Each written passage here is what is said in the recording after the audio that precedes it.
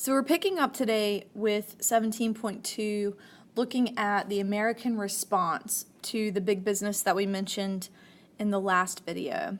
And just to kind of sum it up, the response was really ambivalent, and it was all over the spectrum. The expansion of industry and its concentration into fewer and fewer hands changed the way that people felt about the role of government in economic and social affairs. Many Americans had professed to be laissez-faire economists, or they believed that the government should have a hands-off policy, that they shouldn't interfere in government at all.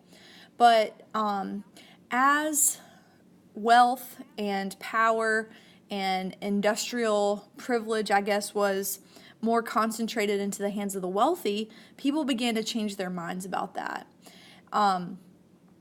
There were certain intellectual currents, I guess, that encouraged this new line of thought.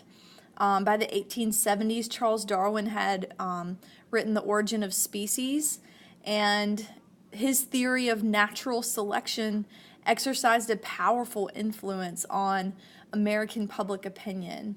Some even took Darwin's theory of natural selection even further to argue social Darwinism. And I guess the first person to do this was William Graham Sumner, and he was at Yale, and he applied Darwin's theory to social and economic interactions, saying that if some are naturally selected to be socially and economically superior, and survival of the fittest as well. If you are not socially and economically superior, eventually you'll die out with little influence.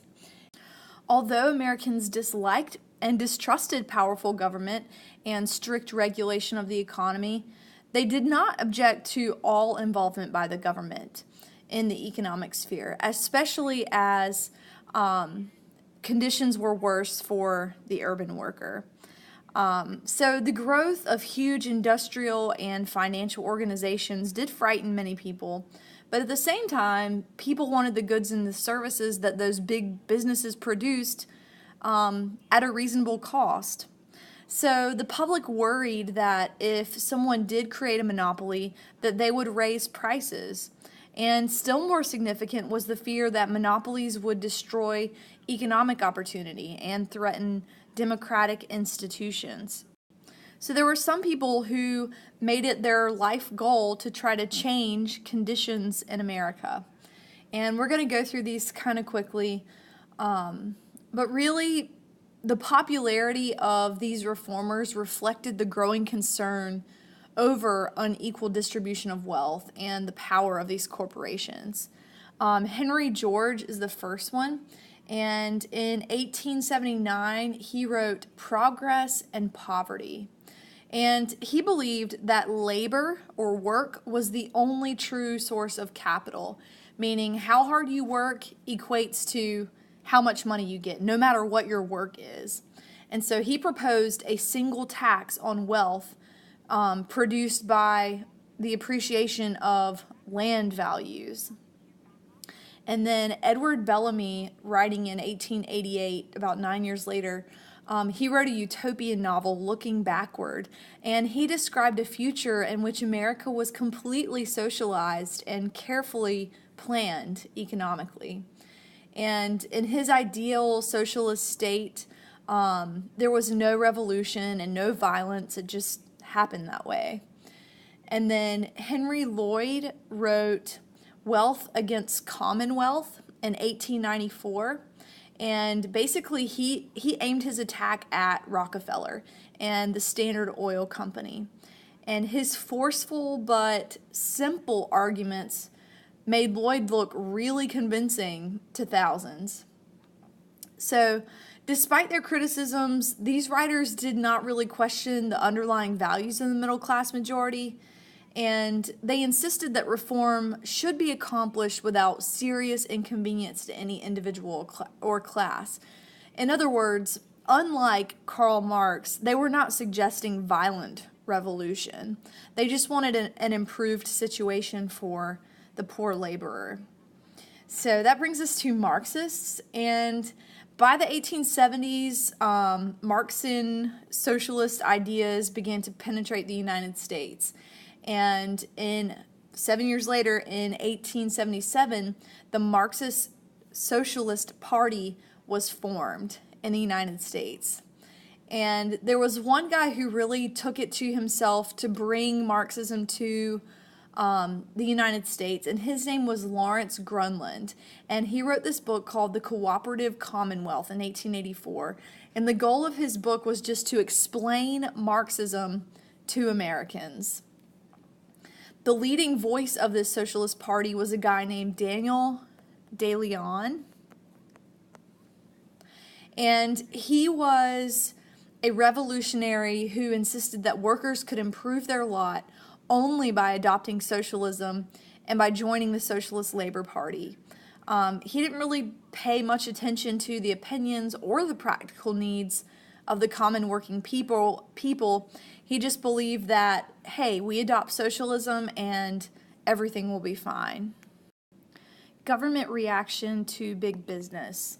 So the political reaction to the growth of big business came first at the state level, and it almost entirely dealt with the regulation of the railroads. And people wanted strict railroad regulation, and they especially wanted reasonable maximum rates, and they wanted the government to outlaw unjust price discrimination.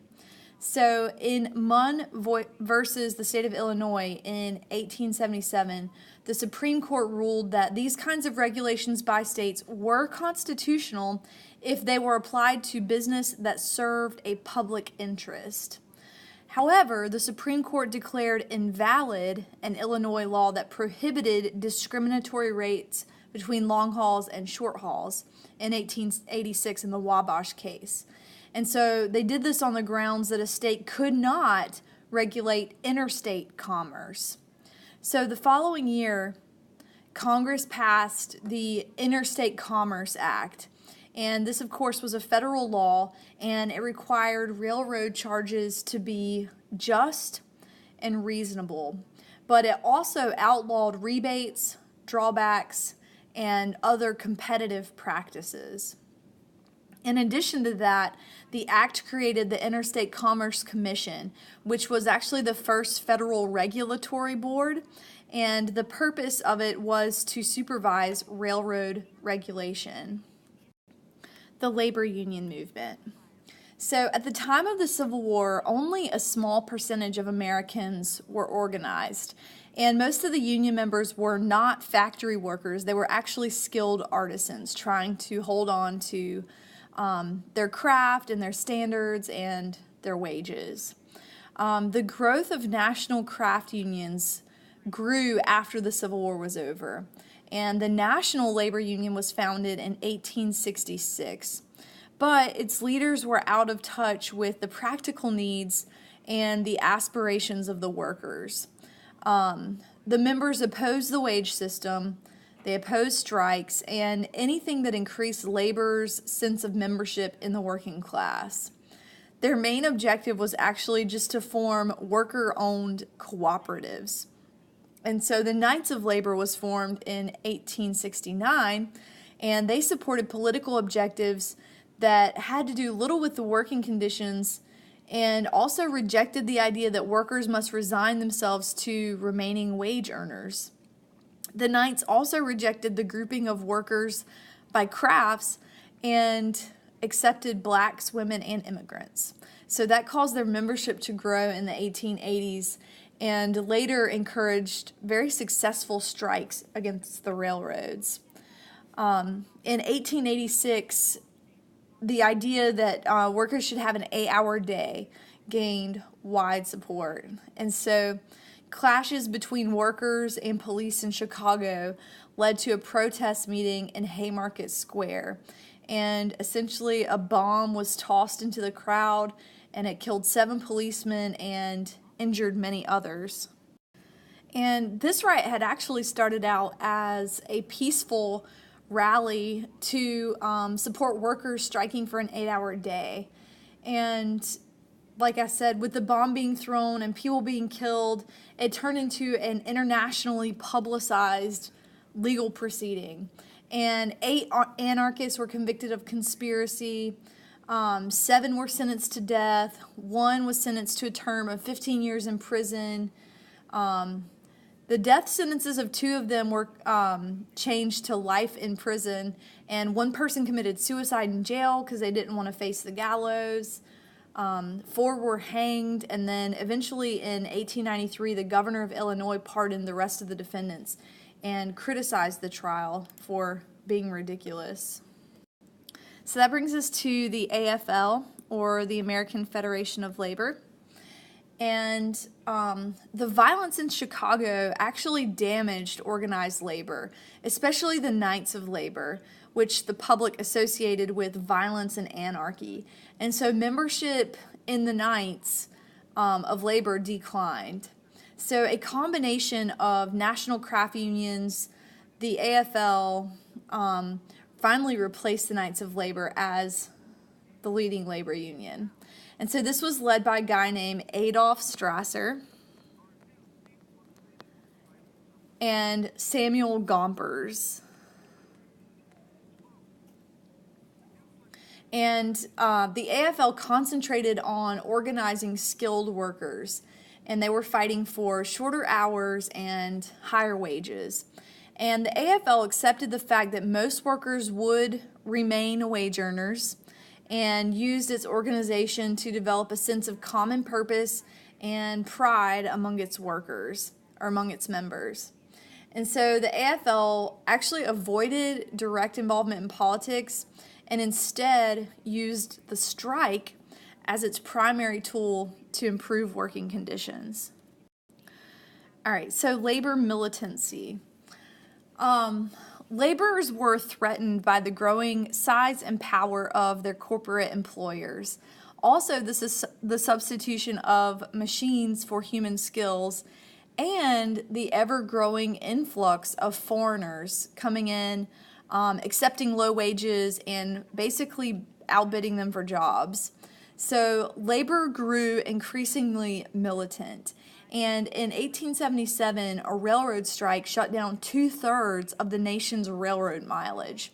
And so violence broke out. Federal troops had to come in and restore order, and eventually the strike collapsed. In 1892, a similar thing happened at the Carnegie steel plant.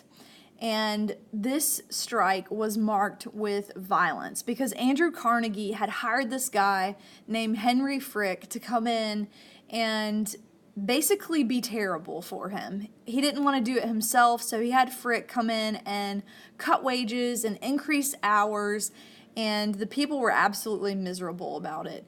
And so they initiated a strike, and Frick called in like this extra military group that came in, busted through the barricades, and just shot up the steel plant. So strikes all over the nation were occurring by the end of the 1800s. And the defeat of the Amalgamated Association of Iron and Steel Workers eventually eliminated unionism as an effective force in the steel industry. The most important strike of the period took place in 1894 when Eugene Debs' American Railway Union struck the Pullman Company. And this was a very large strike, so large that President Cleveland had to break up the strike by sending in federal troops just to ensure that the mail would continue to go out. And so when Eugene Debs defied a federal injunction to end the strike, he was jailed for contempt. And interestingly, he would go on to be a socialist candidate for president. So that brings us to the question of democracy. Each year, more of America's wealth and power seemed to fall into fewer hands. Bankers dominated major industries. Centralization increased efficiency, but it raised questions about the ultimate effect of big business on democracy. The defeat of the Pullman strike demonstrated the power of the courts to break up strikes.